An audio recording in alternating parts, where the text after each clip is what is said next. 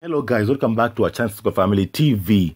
Don't forget to hit the like and subscribe button, and please leave a comment below.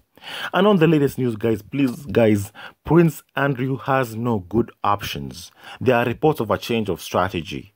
It's not a good look, 861, to be hiding behind your mother. The 9th in line to the throne joined the Queen at Balmoral, making it difficult for papers to be served in the Virginia civil case. The Aberdeenshire estate may cover over 50,000 acres, but it hasn't provided refuge, a state of being that has eluded Andrew for the past 6 years.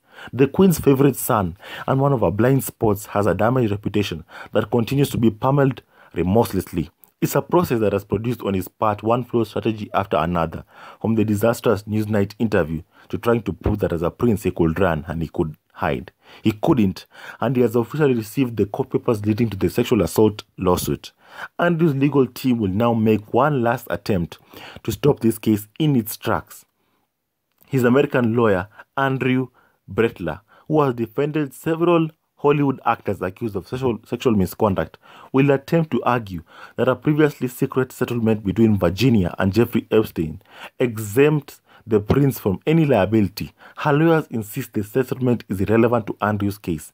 If they are wrong, the prince will gain the respite he craves. If they are right, the senior royal and the British monarchy enter perilous territory as Andrew considers how best to respond to this claim for damages. Virginia alleges she was brought aged 17 to the UK to have sex with Andrew, a victim of sex trafficking and controlled by Epstein, the sex offender. She maintains he was sexually abused by the prince on 2 more occasions. He has repeatedly denied the allegations. Andrew's options include walking away from the process even at his late stage and leaving the court to decide in his absence, settling out of court, or contesting the case. There is no good option for Prince Andrew. If recent briefings to newspapers are correct, then his lawyers are minded to come out fighting and provide a point-by-point rebuttal. Such a muscular approach is fraught with risks. The Newsnight defense of a prince who doesn't sweat was at a walking Pizza Express on a key day and who has no memory of ever meeting Virginia looks incomplete when viewed through the lens of a court of law.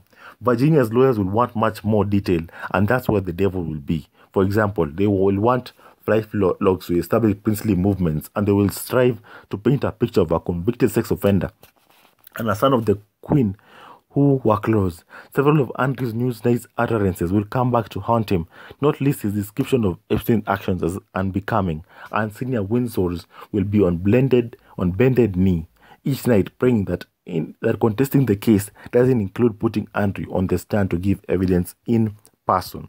Hopefully, I do hope that Prince Andrew gives evidence in person, because I'm sure he's going to commit perjury. For real, she is going to commit perjury.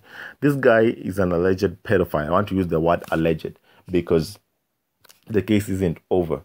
Who's running away and hiding under mommy's car, the Queen Elizabeth, under her protection, the protection of a head of state. So obviously, now that R. Kelly has gotten found guilty, I do hope sincerely that Virginia will get justice for what happened to her when she was just 17 years old. I hope she gets justice, because these people, they are so used to getting away with everything: criminal offenses, abuse of women, misogyny, racism. This family is so used to getting away with everything that I just want and pray that there will be justice. This strategy of handing over Meghan Markle to be bullied, abused, racism hurled at her by the British tabloids, insulted publicly on live TV in the UK, simply to cover up for Prince Andrew. This strategy is not working anymore. Abuse of women seems to be normal in the monarchy. But this time, we're not going to stand for it. We're going to call out abuse whenever we see it. We're not going to allow these people to keep getting away with the abuse and infliction of Meghan Markle every single time. We're not going to allow it. We're going to hold these people to account. Okay? We're going to hold them to account. They can't keep harming black people, black women, to cover for their own criminal behavior. Two, they know that there are 2 justice systems, one for white people and the other for black people. But I'm really, really hoping that we can see justice in this case. I'm really, really hoping. And I'll be monitoring this case closely. So guys, if you have anything to say to me, please just talk to me in the comment section. Leave a comment below in the comment section. I want to hear directly from you. Tell us what you think about this case of Prince Andrew hiding under mommy's skirt.